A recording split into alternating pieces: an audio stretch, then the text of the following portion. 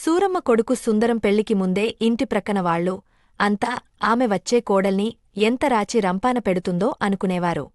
సూరమ్మ కొడుకు పెళ్లి మంచి కుటుంబంలోని విజయ అనే అమ్మాయితో చేసింది. సుందరం ఊళ్ళో ఉన్న తమ పొలం చూసుకుంటుంటాడు. సూరమ్మ కోడలు విజయ ఏంతో నెమ్మదస్తురాలు, నమ్రతగలది. అదే ఆమె పాలిట శాపమైంది. తన అత్త విషయంలో సూరమ్మ కోడలి మంచితనాన్ని ఆసరాగా తీసుకుని ఆమెను సాధించేది. రోజంతా కోడలితో పనిచేయించి తనే పనంతా చేస్తున్నట్టు చెప్పడం ఆమెకు అలవాటు. సుందరం తల్లిచాటువాడు అవ్వడం వల్ల విజయ తన బాధలను అతనికి చెప్పినా కాస్త సర్దుకొనిపో, అంతా చక్కబడుతుంది. ఏదో పెద్ద మనిషి కదా చాదస్తం ఎక్కువ అని నచ్చ చెబుతుండేవాడు. విజయ తండ్రి ఓసారి తన కూతురుని కొన్ని రోజులు ఉంటుందని చెప్పి తన ఇంటికి తీసుకొని వెళ్లాడు.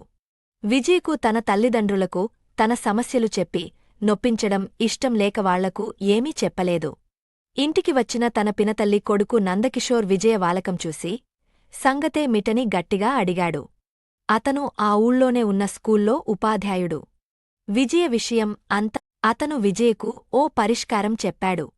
కాని ఆమె మొదట్లో ఒప్పుకోకపోయినా చివరికి అంగీకరించింది. తర్వాత వారం రోజుల తర్వాత విజయ భర్త సుందరం వచ్చి ఆమెను తీసుకొని వెళ్లాడు. కొడుకు పొలానికి వెళ్లగానే సూరమ్మ కోడలు చేస్తున్న ఇంటి పనులలో తప్పులు పట్టసాగింది ఎప్పటిలాగానే.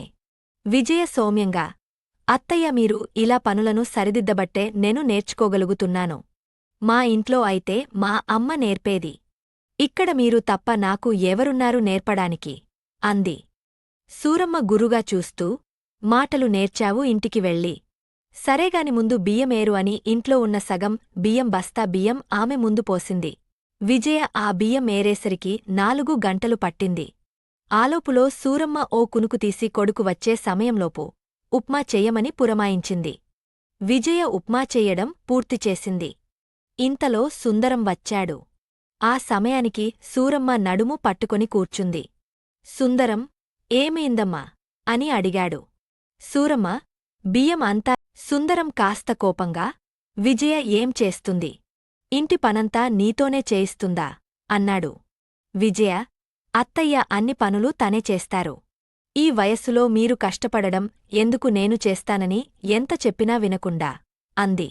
సూరమ్మ కాస్త తెల్లబోయినా, ఈ కాలం ఆడపిల్లలు ఎక్కువ పని చేయలేరు, మాల కొంచెం పనిచేస్తే చాలు, ఆ అలుపు తీరడానికి 2 రోజులు మంచం ఎక్కుతారు అంది.